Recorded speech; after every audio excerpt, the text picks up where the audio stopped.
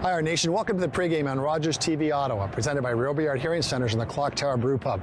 I'm your host, Ken Evraire. Well, the Ottawa RedBlacks will trade paint with the Hamilton Tiger Cats this Saturday afternoon at TD Place, 4 p.m. kickoff. The Tabbies lead the Eastern Conference, and the RedBlacks are still trying to figure out their way in the first half of the CFL campaign. We have plenty of content we're going to share with you, including our Getting to Know Your RedBlacks segment with defensive lineman Michael Klassen. We're going to talk football with post-media reporter Tim Baines, and of course, the first word always begins with head coach Rick Campbell. What do you see in Hamilton this year with this team, and how different are they without Mazzoli at quarterback? Their quarterback does a good job. He's a guy where he came from the college program he played at. They threw a lot, so he's used to throwing. They've done a really good job of winning close games, just like last week they came back and won. Right. I think that's the trademark of teams that have success in this league, is they find ways to win the close games, and obviously got some talented guys. Is it a bigger game than just the next game on the schedule because it's Eastern Conference and getting close to that Labor Day?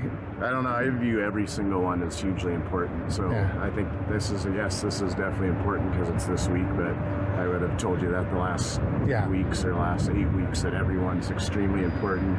It's going to be close this year in this league, and everyone's huge. So it's definitely an important one. Are they a different team with Tim? Are they a different team with Orlando head coach coaching that team? I don't know. He's doing a really good job. I know that. I've known Orlando for a long time, but he's doing a great job, and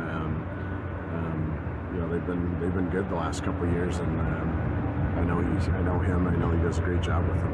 What about scheme-wise, as opposed to the June Jones philosophy? Maybe there's a bit of that in there, but you're facing a different OC now. How does that change their offense? Yeah, it could change a little bit, and a different quarterback, so that always alters things. But they still present challenges. You know, they've got the good receivers, athletic guys that are fast, and so they definitely present challenges. But the guy, their OC now, Tommy Condell's been in this league again for a while, so we're aware of him and all that. But they're doing a good job right now. Coach, with the change in the receiving core, Thomas not here, and they got a couple of guys who are injured. How does it affect the receiving core, and how do you approach getting them ready for the game this week? Any position group, whatever it is in football, continuity is always a good thing whenever you can get it. Yeah. But the good news is guys like R.J. Harris, we anticipate back, and Caleb Hawley, Dominique Rhymes, Sinopoli. The group as a whole has played a lot of football, and if anything this week, our group we're going to play with has probably played the most CFL football and guys that we've had, so that I'm looking forward to it from that standpoint. What do you see? Brandon Banks, do you do anything special to defend against a guy like that, or is it you just play your defense? You got to play your defense and obviously rally to the ball and get hats on him, because try to limit the space he's in. And part of the way about limiting space is getting multiple people around him, and so that obviously will be a priority against a guy like him. Psychologically, Hamilton lost 4 games here. Could that be part of their motivation coming to this one? I'm not expecting you to go to their camp, but if it was the opposite and you lost to a team 4 times in one season, the next season, would that be a motivating factor? I don't think so. You'd have to ask them, but I never even thought about that until you said it. So I don't even, just said it's a different team, different year and all that. So fun. I guess it's a fun thing to think about, but I've never thought about it. So I don't think so. What do you do on your kickoff return? I imagine Steph Logan figures into your plans for this week. Yeah. Who do you put back there? Who's your second guy back there? I saw some different guys there today. Yeah, well, we have some multiple guys that can do it. Crockett's been back there. Morris has been back there. RJ. So we do have some options. So, but we fully anticipate with Steph Logan that he's good to go and all that he'll be definitely our primary guy. Is a 4 p.m. start time an odd time for guys to get prepared for? Everybody likes it. The earlier the game, the better. So if players and coaches had their way, games would always be in the afternoon, and so I think it's fun. I think it's fun for the fans. I think it's fun for everybody. Good defense has been.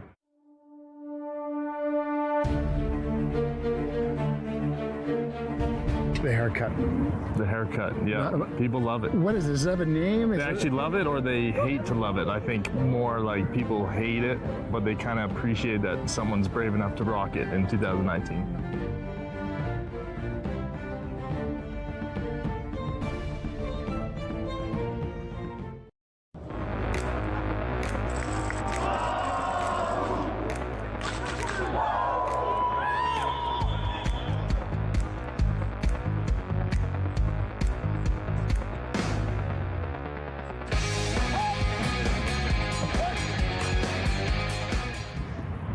Welcome back to the pregame. The winds of change have targeted the Ottawa RedBlacks roster, and that may not be a bad thing in advance of their date Saturday afternoon against the Tabbies from Steeltown.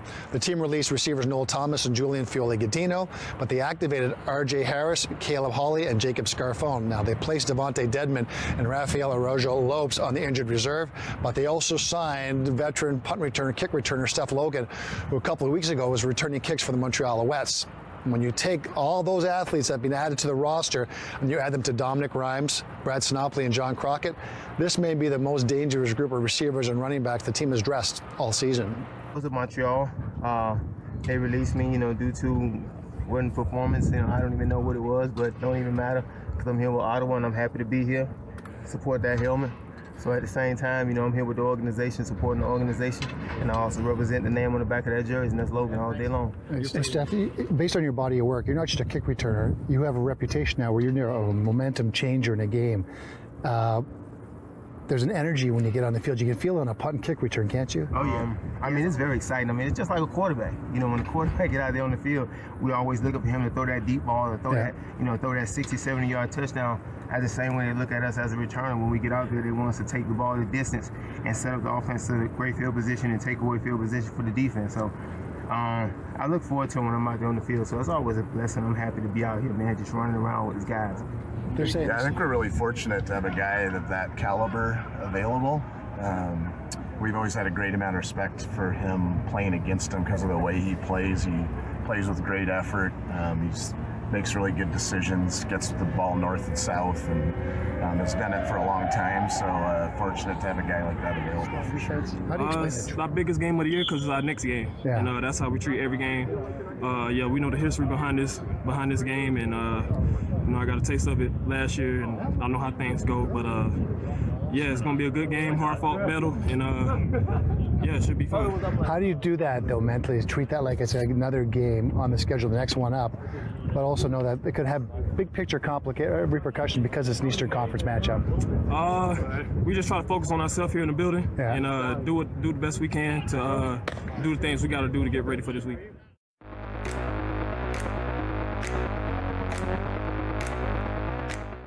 The haircut. The haircut, yeah. People love it. What is this? Does it have a name? They actually love it or they hate to love it. I think more like people hate it, but they kind of appreciate that someone's brave enough to rock it in 2019.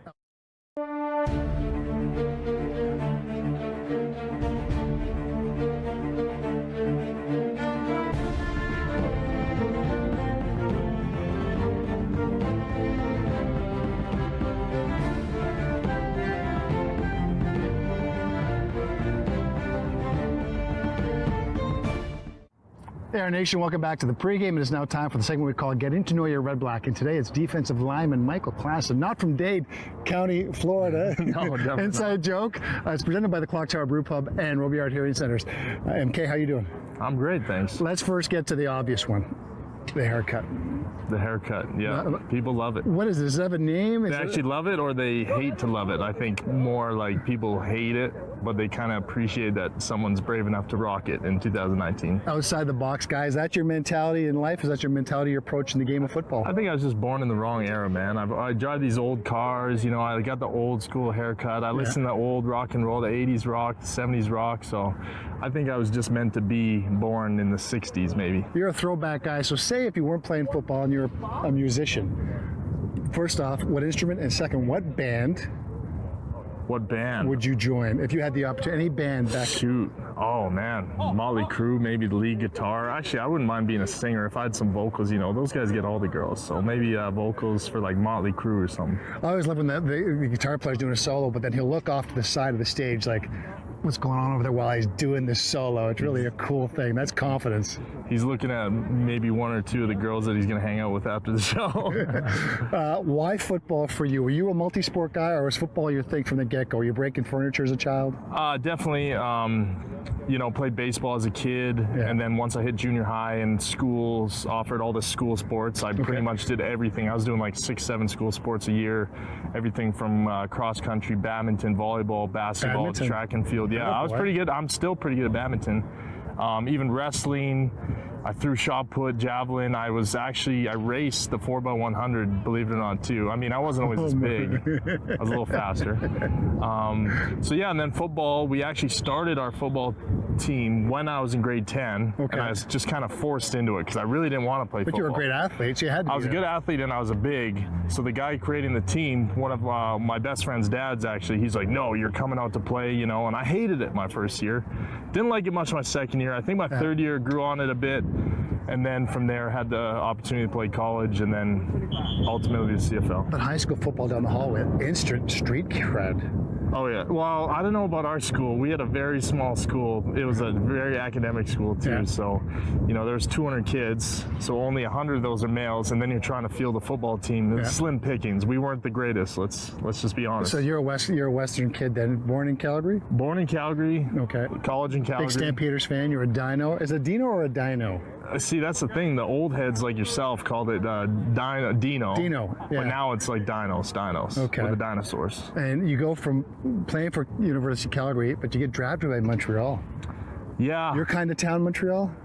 I mean, I had fun. It's definitely a different vibe than I'm used to, and that but it's cool to be out of your comfort zone for a couple years. And so living downtown Montreal, you know, it's very liberal, totally different than Calgary, let's just say.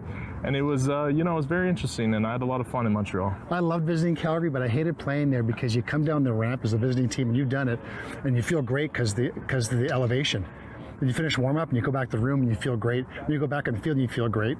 You're like, I'm going to score 28 touchdowns today. And then after the first quarter, you're done. Yeah. Flutie, the guy who wears jeans and tucks a shirt on, no belt, puts up 50 on you. Yeah. Now you think about where you want to go after the game. Is that an advantage teams that Calgary has when they play there? I mean, playing that elevation and the fact that they practice and do training camp and do all that, could be looked as an advantage. But in pro sports, I feel like, everyone's got something going for them, and it's a level playing field really, but you can make excuses like a couple thousand feet of elevation, but I don't think it really affects guys as much as you think. Your role model growing up? Arnold Schwarzenegger. That's not even close to being outside the box. If you weren't playing football, what would you be doing? Shoot, I'd probably be involved with the family biz a bit more. What is that? Restaurant business out west, maybe, I had an opportunity to go to art school too. I was a bit of an artist back in high school.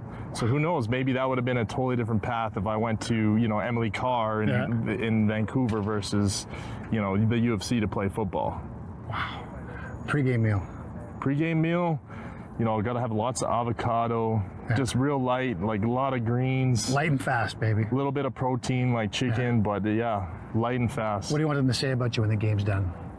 What do I want people to say? That I worked my ass off, did my job, made a couple big plays. But mainly did my job with 100% effort. All right. Thanks, 9-4. I appreciate it. Thank you very much, Michael Class, I appreciate it. The Ottawa RedBlacks defensive lineman. This is Getting to Know You, presented by the Clock Tower Brew Pub and Robillard Hearing Centers.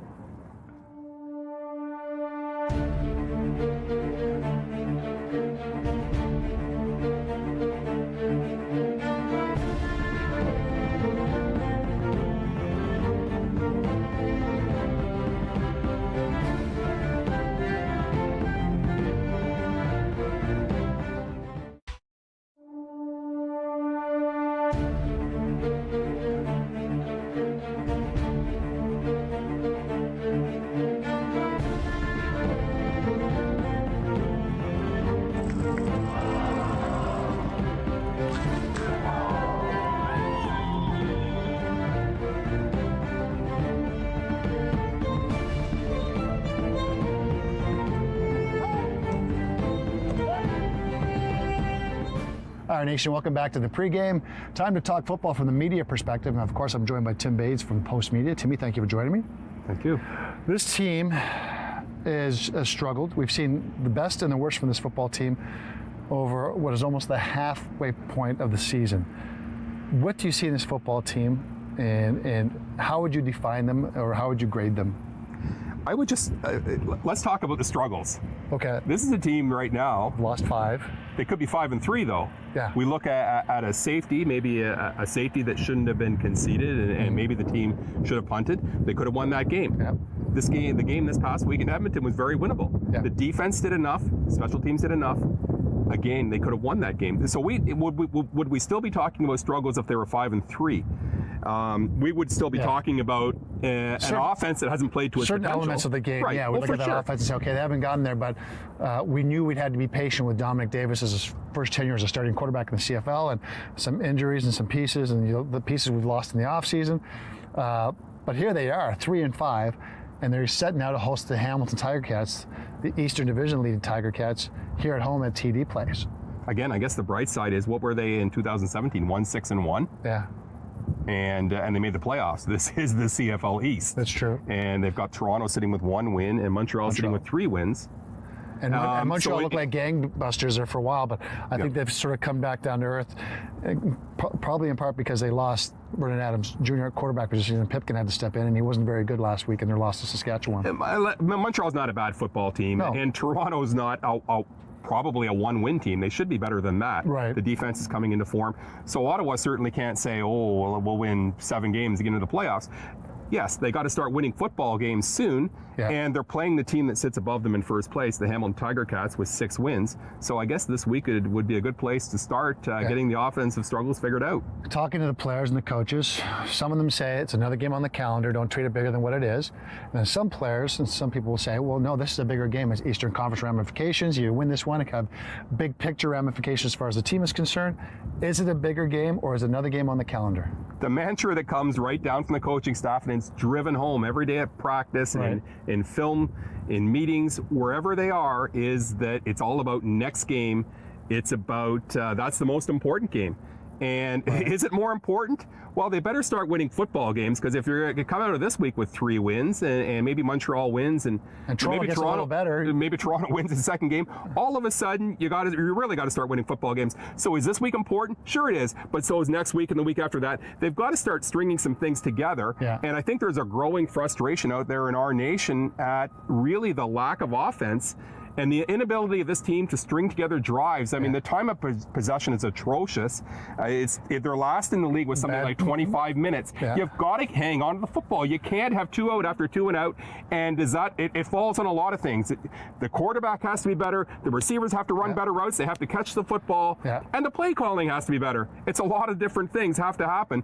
But for the Ottawa RedBlacks to become a better football team, they better get this offense going. The saving grace is, as soon as you line up to play football on any given weekend, the pieces can fall into place. Right. So this could be a weekend where on offense, they show something to our nation, and really what's more important is to the rest of the team. You need something little to build off. And good efforts overall the past couple of weeks. I thought, the game in Edmonton, the game was very winnable. They actually had the offense. They were doing some good things in the first half, and that went away, and certainly gives some credit to the Eskimos defense for taking some of that away. But you got to build on that momentum. If you're moving things, if things are working well in the first half, keep doing them. Keep them going in the second half. And I guess easier said than done. It's not the easiest thing to make happen. They lose Devontae Dedmon this week. They lose Rafael Araujo Lopez, who had a pretty solid game. He correct. It's Araujo Lopes. Don't call him Lopes. We'll go with Araujo Lopes. Okay. So 2 scat backs. So you lose both of them. Noel Thomas gets released. Julian, I screwed up, Fioli Gadino gets released. JFG will call. JFG gets released.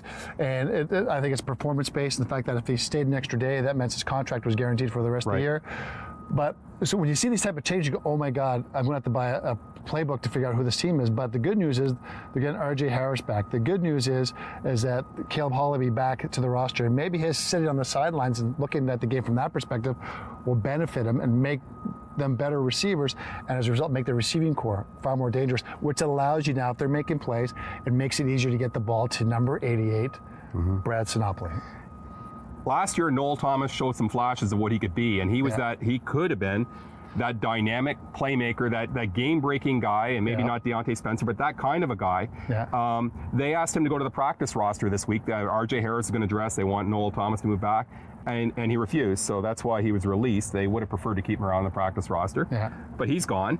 Fioli Gadino, I don't know, Nate Bahar maybe can step in there pretty seamlessly. And Jacob Scarfone looks like he's going to be active. It will be active. So they've got Canadian receivers. And again, maybe it doesn't all fall on Julian Fioli-Gadino, JFG. Yeah. But the fact is, when he got the ball, he wasn't making the plays, and he made some mistakes. And that, you get a ball thrown to you, underthrown, but you come back to the ball, and that ball bounces off your body into somebody else's hands. Yeah. It's another turnover, and it's costly. And again, those things hurt you. Yards after catch are essentially players who scare defenders because they don't want to get embarrassed. Right. Okay, so it's Hamilton, Ottawa, 4 o'clock start here at TD Place. Give me a quick couple of keys, and then are you comfortable with a prediction? Yeah, I'm not really comfortable with a prediction. Give me a keys then. Keys, I mean, they've got to, they've got to somehow figure out a way to get offense moving. BC, Hamilton's defense has looked pretty good. Up until last game, we saw some holes in the defense. Yeah. Mike Riley did some damage, and they had a running game against Hamilton. So Ottawa's going to have to run the ball, whether it looks like Crockett should be okay. Looks like Crockett will be okay, and he'll be the running back. Yeah. But they need that running game. If you want to get the other part of the game going, you sure as hell better have a running game. And they need Crockett to go over 100 yards. John White did last week for BC. Right. And you've got to figure out a way to rattle their quarterback, Dane Evans, stepping in for Jeremiah Masoli. Yeah. You got to figure out a way to get in his head somehow, whether that means sending Corey Tyndall or whoever blitzing. You've got to put some pressure on him and try and figure out a way to rattle him, because he's got a guy on the other end of the ball. If he gets the ball to Brandon Banks, watch out. But no, Banks, Tasker, Addison, they got some game breakers over there on offense and on special teams. They can do damage big time. Yeah. And you can't get momentum. That's another thing. You can't get behind against Hamilton in this game. No, Ottawa 4-0 against Hamilton last year. If you could fall behind in that first quarter by a lot, turn out the lights, the party's over. And here's the thing, if Hamilton jumps out to a lead and they're up 14, and they lost that 4 last year, they want to win by 50. Right. They're not going to stop. It's a statement game for them in terms of whoever thinks they're going to have that second spot in the East, and I think it's a statement game for them in terms of the Ticats team without Jeremiah Masoli. Our nation, I think, is getting impatient. You're at home. You got a 4 o'clock game on a Saturday. Yeah. You better perform well, because there's impatience there. And we forget that the year they won the Grey Cup, they're 8-9-1. Yeah. They weren't a lot better than they were. Certainly, the statistics look better. Yeah. But the record wasn't a lot better. 8-9-1, and they win a Grey Cup. So the fact in the CFL is you just got to make the playoffs, and you got to be peaking at the right time. Dominique Davis at that time. Yeah. Has to be the Dominique Davis they think he can be. Or Will Arndt, maybe the starting quarterback. Or Will Arndt, or Jonathan Jennings, who knows? Time will tell. It's a waiting game. Henry Burris, maybe. Can you imagine that? That's Tim Baines from Post Media covering the Ottawa RedBlacks. Thanks for spending time with us, brother. Thank you. I appreciate it. So it's the RedBlacks and the Tiger Cats Saturday afternoon, 4 p.m. start here at TD Place. Here are my 3 keys to a RedBlacks victory. Number 1, offense and success on first down. The Ottawa offense has struggled, to say the least, and they need some semblance of success on first down, because if they find themselves in second and long, and it caters to the strengths of the Hamilton Tiger Cat defense, and if that's the case, that defense will decimate the RedBlacks offense. So success on first down. Number 2, be special on special teams, especially when it comes to covering punts and kicks. The Tiger Cats are absolutely cold-blooded assassins when it comes to returning punts and kicks, and they build a lot of momentum off success in that phase of the game. So if you can tackle, enjoy lane integrity, maybe cause a turnover or a big hit, capture some momentum of your own through special teams, it will certainly benefit the RedBlacks. And number 3, coaching. The RedBlacks have to out-coach the Hamilton Tiger Cats. Orlando Steinauer and that Ticat staff, one of the best in the league. And I think Rick Campbell and his staff face a daunting challenge having to coach up against a team that has done a great job so far this season. If the RedBlacks can out-coach, out-special teams, the Tiger Cats, and get some success on offense, and you combine that with a defense that played some pretty good football so far for the RedBlacks, that gives themselves a chance to win. If they do all those things, I can see the final score being close. I can see the RedBlacks winning 30-27. If they don't, well, it could be a very long day for our nation and the RedBlacks here at TD Place on Saturday afternoon. Thank you for joining me on the pregame. I am your host, Ken Evraire. Shout out to our partners, Robillard Hearing Centers and the Clock Tower Brew Pub. I hope to see you around the ballpark real soon. And again, thank you for joining me on the pregame.